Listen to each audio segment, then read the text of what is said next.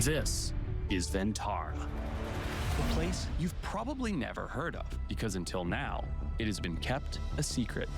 One of the great things about here is they never give up. Look at how much better he's looking, well on his road to recovery. This is just one of the 12 ambulances that came in today with turtles, snakes, lizards. I've not seen this kind of care anywhere else in the world. Imagine if this was your child, what would you do? You'd do everything you could to make its life better and keep it alive. And it's an amazing thing to see.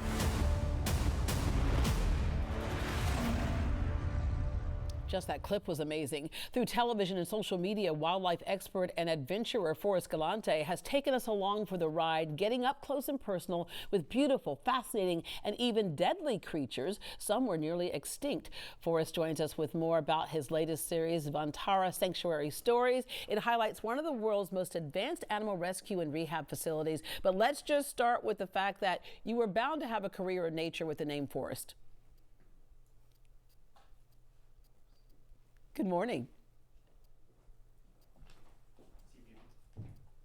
Are you muted, Forrest?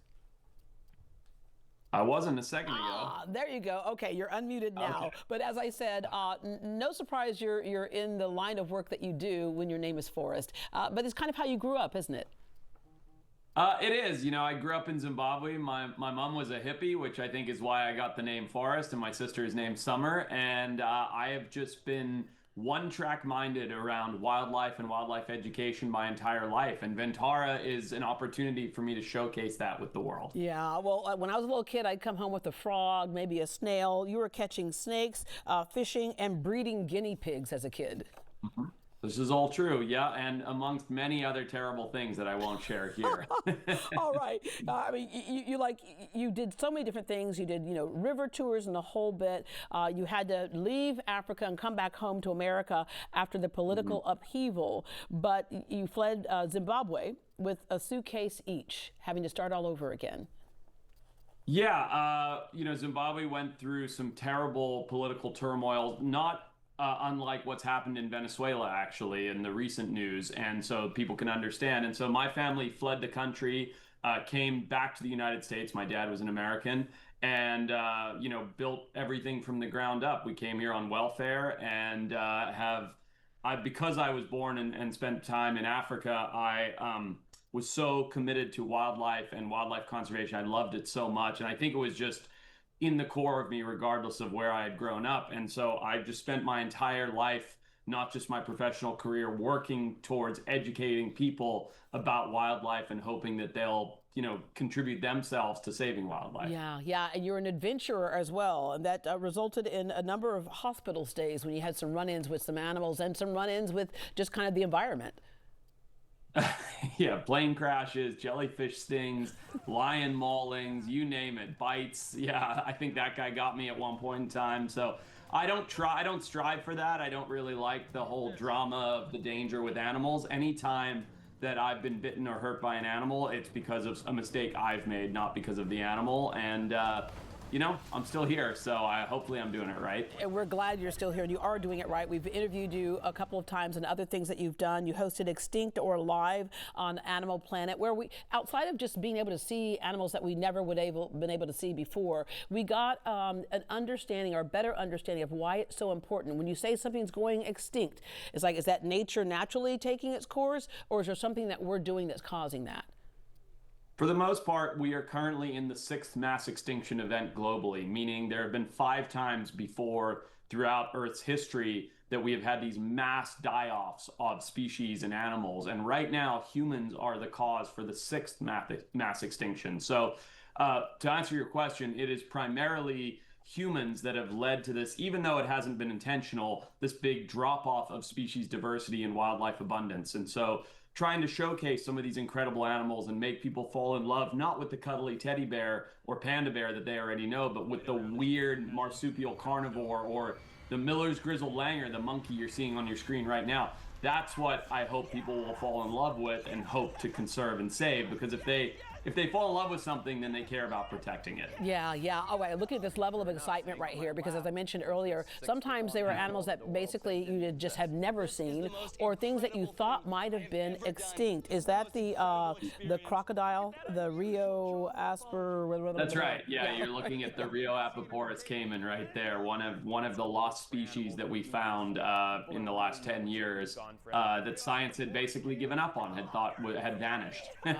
All right, so let's come into this series, Vantara, Sanctuary Stories. This is so cool because, again, we're taking on the inside of something that most of us would never, ever have a chance to experience. Yeah, it's one of the most impactful pieces of media I've ever done. And the reason for that is, typically, as you mentioned, I'm out on adventures all around the world. This is contained within the walls of a place called Vantara in Jamnagar, India. And Vantara is incredible because it sets the gold standard for wildlife care and husbandry, or animal care and husbandry, the world over. And because of the resources they have, because it's privately funded by an Indian billionaire, they have a never say no policy, which means any animal that needs help, whether it's an elephant or this jaguar with hip dysplasia or this orphan baby rhino or these penguins, everything you're seeing on screen, all of these animals come from a relatively traumatic history. And Vantara steps in and goes, we'll take care of it. We'll do everything in our power to save that individual and work on caring for it. So it's an incredible facility, and it blows every other captive facility, whether that's the Singapore Zoo, the San Diego Zoo, any of them, out of the water in scale, size, and husbandry. So it's an amazing thing to see. How do these animals find their way to Vantara?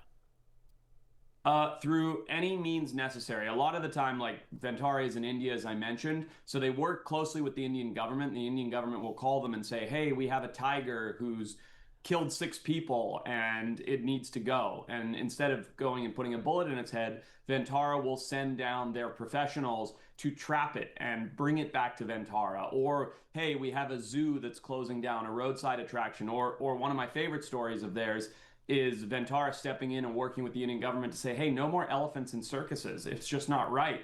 And they brought in all, I'm going to get the numbers wrong, but 300 something or 30 something elephants from the zoos across the country and said, we'll take care of them. They don't need to go, sorry, not zoos, circuses. Yeah. They don't need to be in circuses any longer. So any means necessary. They have a never say no policy. Yeah, and for some of those, are they kind of rehabilitated and then reintroduced back out into the wild, or will they stay there forever? I imagine some of them will have to stay there forever.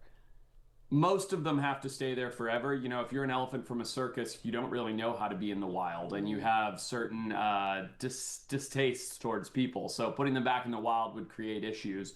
Vantara is working on global conservation, meaning that they have plans to set up satellite facilities the world over for rehabilitation and rewilding.